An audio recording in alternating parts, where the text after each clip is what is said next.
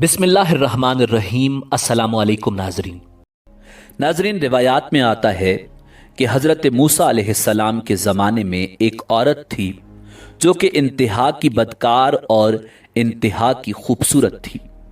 वो औरत इतनी खूबसूरत थी कि कोई भी मर्द उसे देखकर उसकी तरफ माइल हो जाता और किसी भी मर्द की तरफ वो देखती तो उसे अपनी तरफ माइल करती और बुराई और बदकारी की दावत देती।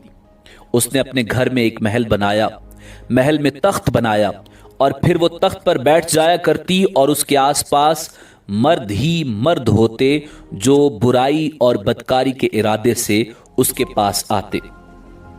नाजरीन, कहा जाता है कि एक दिन वो अपने महल में तख्त पर बैठी थी कि एक नौजवान का वहां से गुजर हुआ जो इंतहाई इबादत गुजार और उसका शुमार आबिदों और जाहिदों में होता था। जब उस नौजवान की नजर उस औरत पर पड़ी, उस औरत की ऐसी तस्वीर उसके जहन में बनी कि जब वो वापस गया तो उसका इबादत में किसी भी तरह दिल न लगा। उसने हर मुमकिन कोशिश की उसे जहन से निकालने की, मगर उस औरत के तसव्वुर को अपने जहन से न निकाल सका।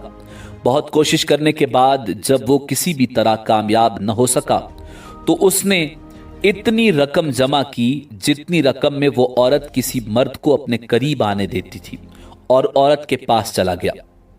रवायात में आता है कि जब वो औरत के पास पहुंचा और तख्त के करीब बैठा तो उसके दिल में ख्याल आया कि मैंने अपनी सारी जिंदगी अल्लाह की इबादत, अल्लाह के डर और अल्लाह के खौफ में गुजार दी है और अगर आज मैं ये काम करते हुए मर गया तो मैं अल्लाह को क्या मुंह दिखाऊंगा।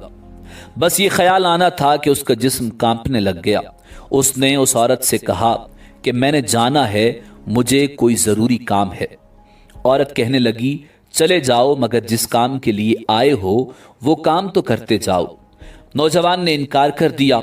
औरत के बार बार इसरार पर उसने कहा कि मैंने अपनी सारी जिंदगी अल्लाह की इबादत में गुजार दी है और मैं ये काम करके अल्लाह को नाराज नहीं कर सकता, और वहां से उठकर चला गया।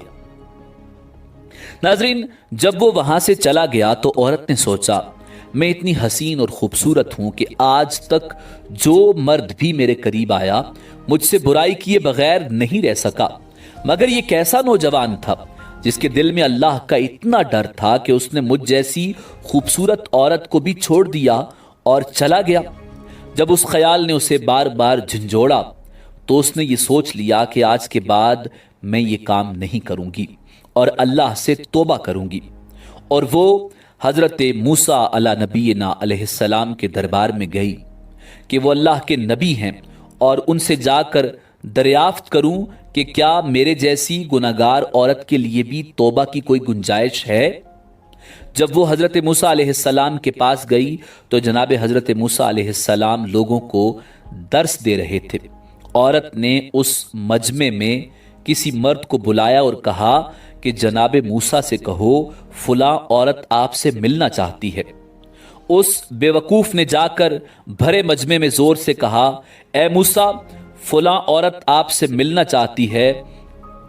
अब तो नामी गरामी औरत थी, सब जानते थे कि वो बदकार है। मूसा अलैहिस्सलाम को गुस्सा आया। मूसा अलैहिस्सलाम ने सख्ती से कहा, उसे कहो चली जाओ यहां से, मैं उससे नहीं मिलना चाहता। उस बंदे ने जाकर औरत को पैगाम दिया कि अल्लाह के नबी हजरत मूसा अलैहिस्सलाम फरमा रहे हैं कि मैं तुमसे नहीं मिलना चाहता, यहां से चली जाओ।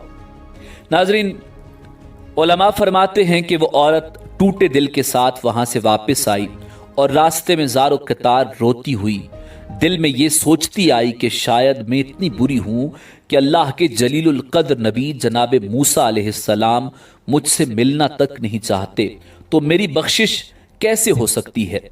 घर आकर उसने अपने आप को कमरे में बंद किया। उसे और तो कुछ नहीं पता था, मगर उसने कहीं से सुना हुआ था कि जब अल्लाह को मनाना हो तो सजदे में अल्लाह से मुआफी मांगो। वो सजदे में गिरी, रोती रही, गिड़गिड़ाती रही, अल्लाह से मुआफिया मांगती रही कि इतनी देर में दरवाजे पर दस्तक हुई। उसने समझा शायद कोई मर्द आया है। दरवाजे पर गई तो उसने देखा कि सामने दस्तक देने वाले कोई और नहीं बल्कि अल्लाह के पैगंबर जनाब हजरत मूसा अला नबीना अलैहिस्सलाम खड़े हैं। उस औरत ने हैरान होकर पूछा, ए मूसा, ए अल्लाह के नबी, मेरे दरवाजे पर कैसे आए? हजरत मूसा अलैहिस्सलाम ने कहा कि दरअसल जब तुम मेरे पास आई थी मैं लोगों को तबलीग कर रहा था और मैंने खुद तुमसे मिलने से इनकार कर दिया था, मगर जब तुम चली गई तो जिब्राइल अमीन मेरे पास आए और अल्लाह का पैगाम लेकर आए।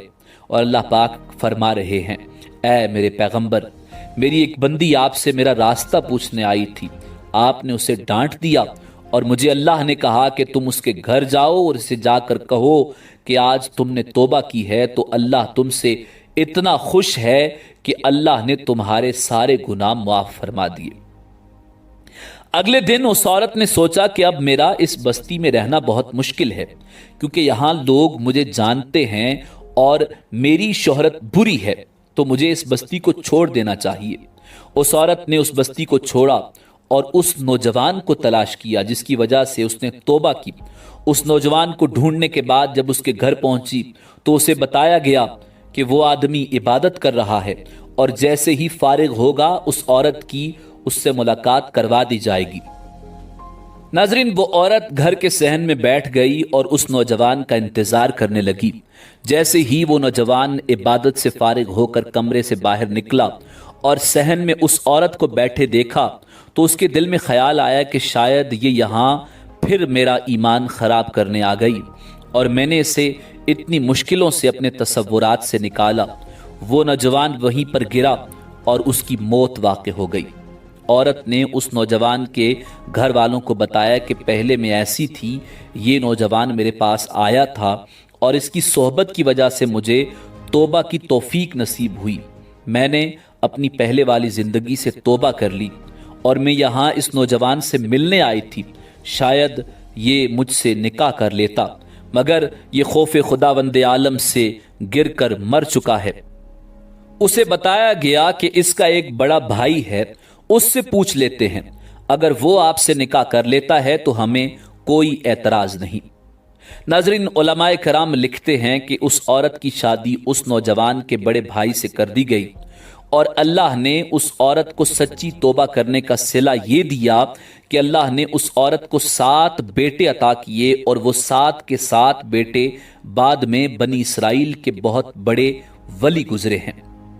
यानी जब अल्लाह करम करने पे आता है तो एक तवाइफ के घर 7 वलियों की पैदाइश फरमा देता है। बेशक खालिक के कायनात बड़ा अजीम है, बड़ी अजीम कुदरत कामिला रखता है। वो जब चाहता है जिसे चाहता है नवाज देता है। नाजरीन, इसी उम्मीद के साथ इजाजत दीजिए कि आपको हमारी वीडियो पसंद आई होगी। मिलते हैं बहुत जल्द एक नई तारीखी, तहकीकी और मालूमाती वीडियो के साथ। देखते रहिए info@adil। अल्लाह रब्बुल इज्जत आपका हामी और नासिर हो।